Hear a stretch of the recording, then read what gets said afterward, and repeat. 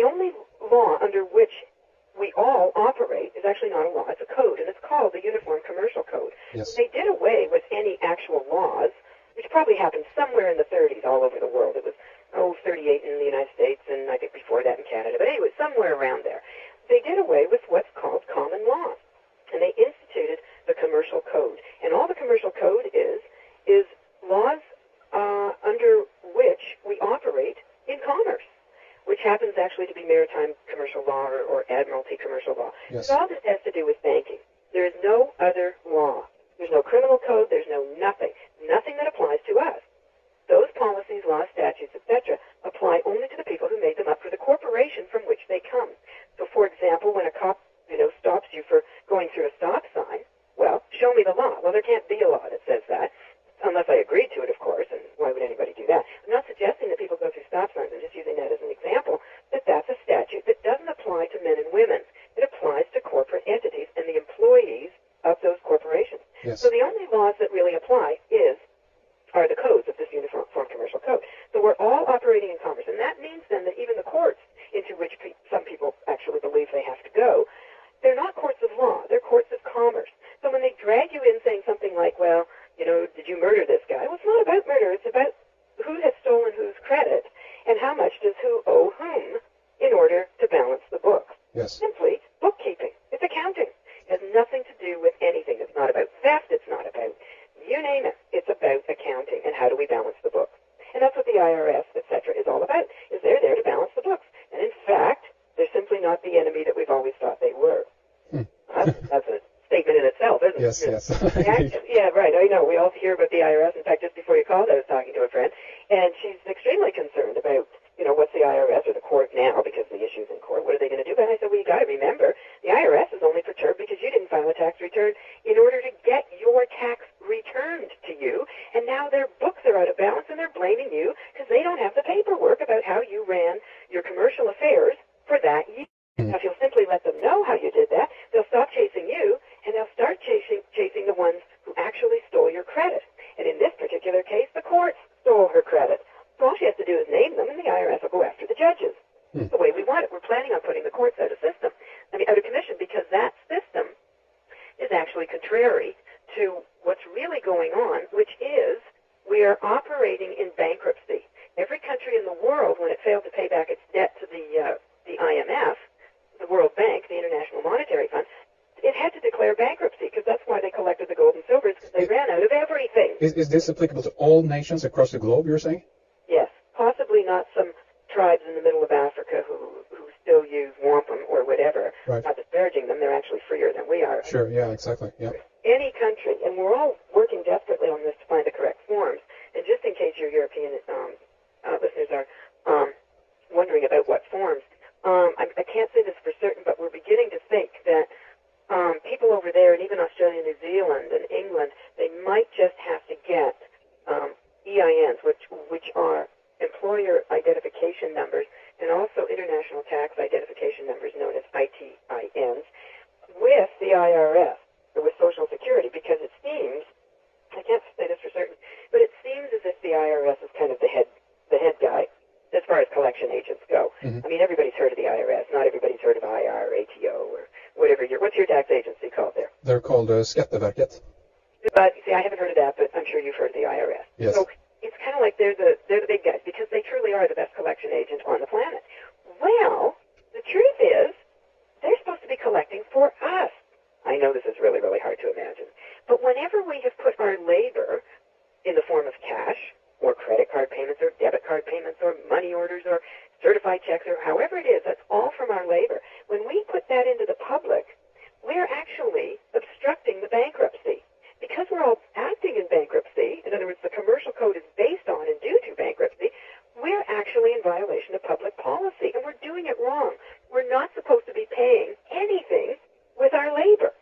We're supposed to be setting off public debt with our signature, which means when somebody presents you with a bill, which, by the way, they tend not to do anymore because that is the easy way to set off public debt, they're supposed to actually, you go into a store and you buy a lawnmower. Let's pick on Sears. I always pick on Sears. So you go in there. What they're supposed to do when you take your lawnmower to the counter is they're supposed to write you up a bill that says who you are, who Sears is, and the cost of the thing and what it is, what they get. And what we're supposed to be able to do is simply sign for it, thereby claiming it, and giving them access to what's called a Treasury account so that we can let the Treasury know to offset Sears' debt, which Sears created, by the way.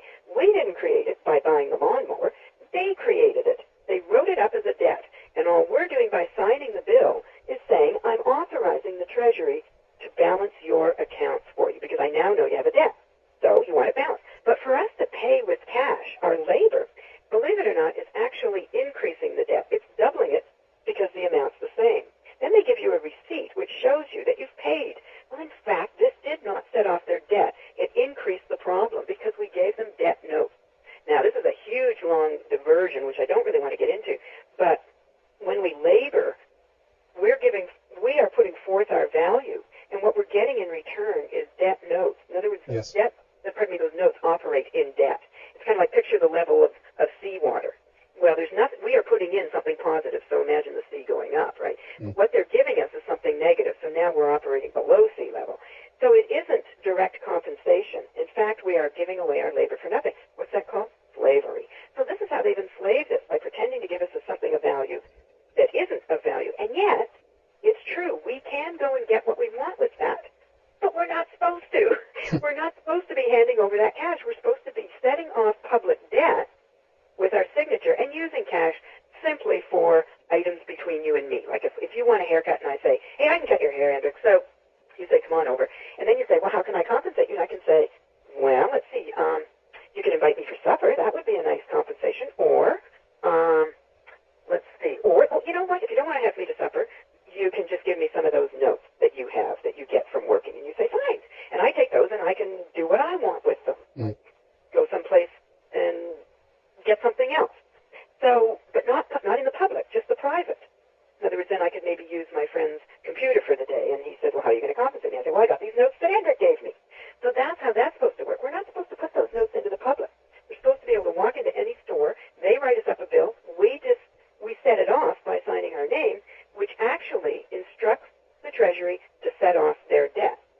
So that then, of course, they can go buy whatever it was I just got from them, like the lawnmower. They go back to their supplier and they get a lawnmower, and they use their account to do that. Because they've been credited. Now, stop me if it gets too crazy, because they know everything is absolutely the opposite of what we've been thinking. Yes. So, I mean, yeah, I know it's a little dingy, but no, it's fine. But let's go back a little more and go over kind of the overview once more here a little bit, because if we think of money right off the bat, obviously it's a means of exchange. It's better in a way, or easier, I should put it, to carry around like, let's say, paper money instead of carrying around coming with your tractor or whatever it is that you want to exchange, right? So in that regard, we can think of money as a kind of a symbolic means of exchange. But what you are talking about right here now is that money has been transformed into something else. It no longer represents the true value of what it's supposed to be. Is that correct? Yes, it does get us what we want. As you say, we don't want to walk around with a tractor in our pocket, so we carry cash. But that's just between you and me and the private.